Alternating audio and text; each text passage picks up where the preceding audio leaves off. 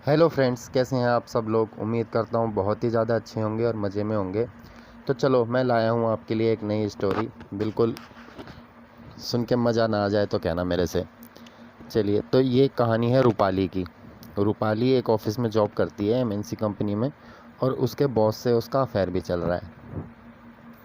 अब आगे की कहानी शुरू होती है कि रूपाली जो है, एक उसकी जो सहेली होती है, वो उसके साथ थोड़ा सा एडिक्शन में आ जाती है। एडिक्शन क्या होता है, मतलब वो बालों को लेके थोड़ा सा ज़्यादा वो हो जाती है। एक सीरियस कह लो या प्रैक्टिकल कह लो, कुछ भी कह सकते हो आप।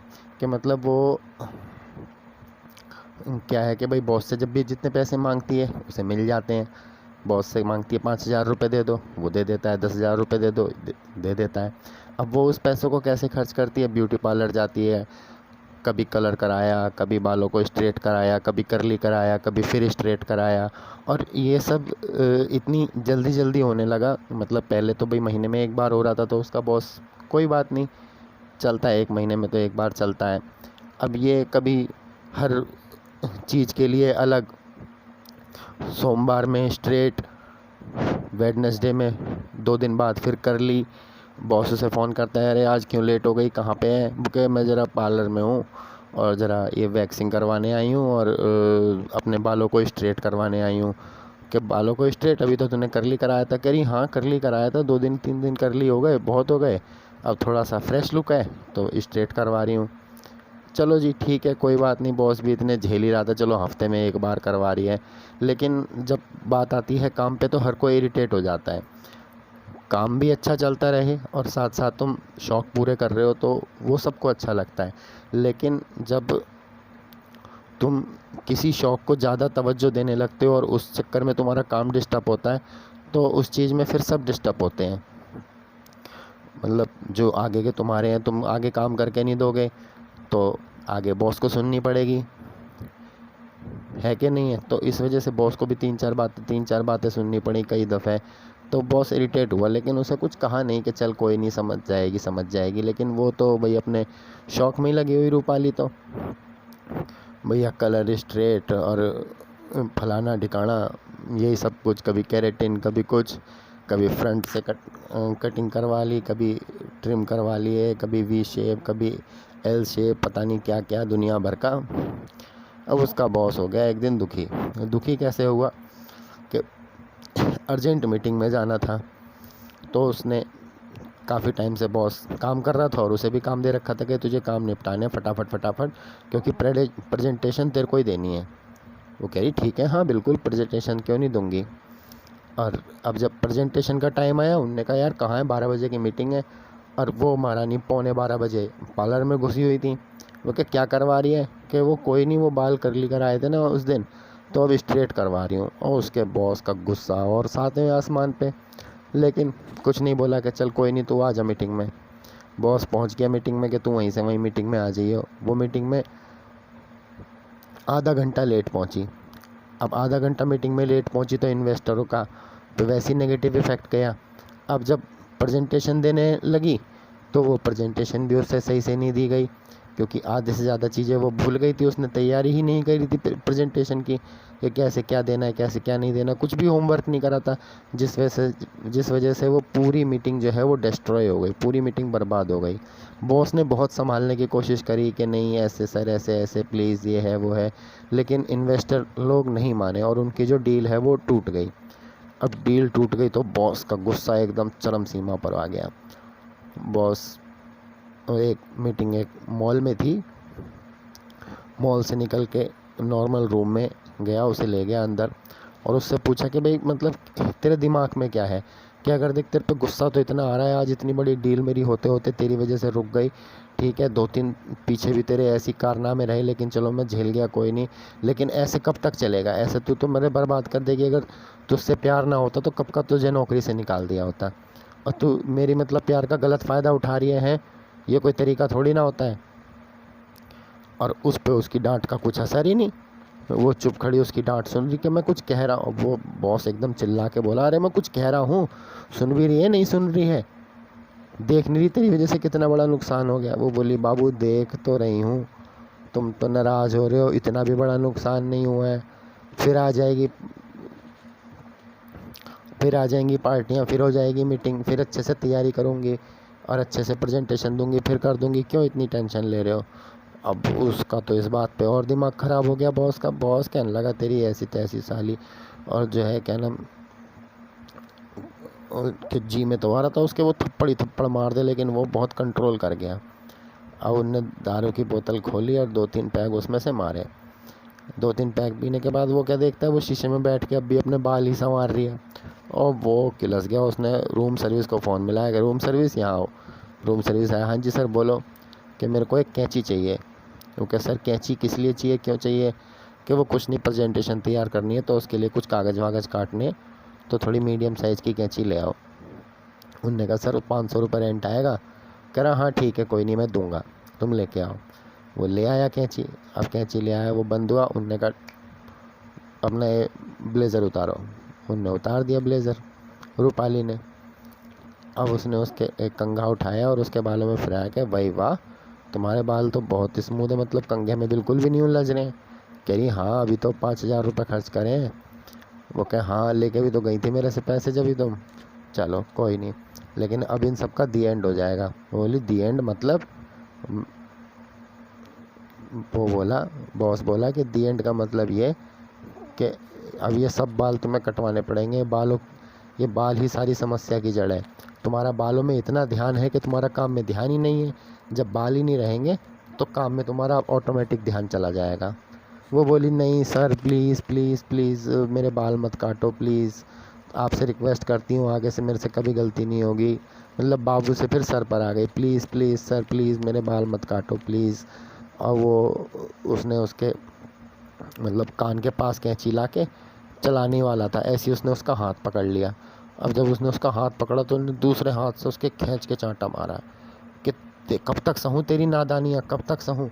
पता है तेरी वजह से तेरी कितनी गलतियाँ तो मैं बताता नहीं हूँ, तेरी कितनी गलतियों की वजह से मुझे ऊपर सुननी पड़ती है और तू फिर भी समझ के राज़ी नहीं है। अब तो मेरा यही आखिरी और आखिरी डिसीजन है। और उसने उसके बाल पकड़ के काट दिए। और फिर बस जहाँ मतलब वो उसने वो काटता ही गया उसके बाल, वो पीछे से पकड़ के, मतलब ये नहीं कि मतलब लुक बनाना है वो बनाना है। कान के ऊपर से पकड़ के काट दिए, ऊपर से पकड़ा और बालों का गुच्छा बनाया, टॉप से बाल काट दिए, साइड से काट दिए, फिर पीछे से बाल उसके छोटे कर दिए। और फिर छोटे करता गया बॉय कट टाइप में उसके बाल कर दिए, लेकिन आड़े टेढ़े बहुत ही ख़राब एकदम। और इतने उसके बाल कटते रहे और वो रोती रही, बहुत बुरी तरह रोती रही। अब जब रो रही थी वो, तो उसके बॉस को थोड़ी तसल्ली मिल रही है, चलो अब इस पर कुछ चीज़ का असर तो हो रहा है। अब ये है जो, अब वो भी अपनी मस्ती में, वो भी उसे भी एकदम गुस्सा एकदम बहुत बुरी चढ़ी हुई थी। उसने भी उसका जो सारा गुस्सा था वो सारा उसके बालों पे निकाल दिया और उसके बाल जो है बॉय कट टाइप में काट दिए, बिल्कुल भद्दे, बिल्कुल बेकार, हर तरफ से आड़े तिरछे, हर तरह से। अब वो फिर बैठ के खूब रोने लगी और बॉस ने 3-4 पैग और मारे और वो लेट गया, सो गया। और रूपाली पूरी रात उधर शीशे के आगे बैठे बैठे रोती रही। अब सवेरे जब बॉस उठा, उसका नशा उतरा, उनने देखा कि वो रो रही है। मतलब पूरी रात उसकी ऐसी रोते रोते बीती है। पता चल जाता है जब इंसान पूरी रात रोता है तो अगले दिन सवेरे उसकी शक्ल कैसी होती है तो पता ही चल जाता है। अब उसे थोड़ा सा अपनी गलती का एहसास हुआ बॉस को अपने के, यार इसने चाहे जो मर्जी कराओ लेकिन मैंने तो भाई इसके बाल काट के गलती कर दी। अब वो गलती को कैसे, उसने उसके पास आया, उससे माफ़ी मांगी, यार सॉरी यार मैं कल गुस्से में यार इतना सब कुछ कर गया यार, तुझे पता है ना मैं तेरे से कितना प्यार करता हूँ, और तू भी तो समझा करना बात को, तू भी तो देखना, देख तेरी वजह से मुझे मेरी नौकरी जाते जाते, अभी मान ले मैंने तो तेरी नौकरी बचा रखी, लेकिन जिस दिन तेरी हरकतों की वजह से मेरी नौकरी चली जाएगी तो फिर मैं कहाँ से बचाऊँगा तेरी नौकरी। तो थोड़ा तो संभल के काम कर। मैं ये नहीं कह रहा पूरा कर, लेकिन कम से कम थोड़ा तो संभल के काम कर, काम को काम तो समझ। अब वो कह रही, अब उसे भी पूरी रात रो के अपनी गलती का एहसास हो गया था कि हाँ भाई मैंने गलत किया। तो वो उससे बोली कि नहीं आप भी अपनी जगह सही हो, गलती मेरी थी कि मैं अपने बालों को लेके ज़रा ज़्यादा कॉन्शियस हो गई थी और थोड़ा सा डिफरेंट करने लगी थी। लेकिन अब देखो ना, तुमने तो बिल्कुल ही डिफरेंट कर दिया ना। लेकिन अब ये तुमने जो आड़े तिरछे काट दिए हैं ना, ये बड़ा भद्दा भद्दा लग रहा है। वो कह रहा हाँ यार भद्दी तो तुम लग रही हो, बहुत भद्दी लग रही हो। तो क्या अब इसका क्या है, मैं ऐसे ऐसे लुक में ऑफिस जाऊंगी अच्छा लगेगा? वो बोला नहीं यार ऐसे तो अच्छा नहीं लगेगा, चल एक काम करते हैं, किसी सलून पे चलते हैं और वहाँ तेरी कटिंग करा देते हैं ठीक से। अब वो अड़ गई कि नहीं मैं नहीं जाऊंगी किसी उसमें सलून बलून में, ऐसे मैं रूम से बाहर नहीं निकलूंगी होटल के, ऐसे अच्छा लगता है बताओ? कोई देखेगा मतलब आस पड़ोस के देखेंगे या रूम सर्विस वाले देखेंगे तो उन्हें अच्छा लगेगा? मैं कैसे ऐसे जाऊंगी, अच्छा लगेगा? तुम बताओ। वो बोला चल अच्छा ठीक है, तू नहीं जा रही कोई बात नहीं, मैं यहीं बुला लेता हूँ। कह रही हाँ ठीक है तुम यहीं बुला लो। अब उन्होंने रूम सर्विस को बुलाया, कॉफ़ी वॉफ़ी मंगाई, 2 कॉफ़ी मंगाई कि ले यार कॉफ़ी पी, सॉरी। तो उनने भी अपनी सॉरी बोला, उसने भी, दोनों को अपनी गलती का एहसास हो गया। दोनों ने कॉफ़ी वॉफ़ी पी, फिर चाय नाश्ता आपने करा उन्होंने। फिर उसने लोकल के बार्बरों में के गूगल पे सर्च करा और नंबर डाला। फिर एक को फ़ोन किया तो एक आने को राज़ी हो गया। जेंट्स नहीं आया, अब वो आया। उनने कहा कि जी इस मैडम की कटिंग जो है वो ठीक कर दो, ये गलत काट गई है। तो अब उसके अलग सवाल कि जी मैडम ऐसे बाल क्यों काट लिए, कटवा लिया आपने, किससे कटवाए, क्यों काटे?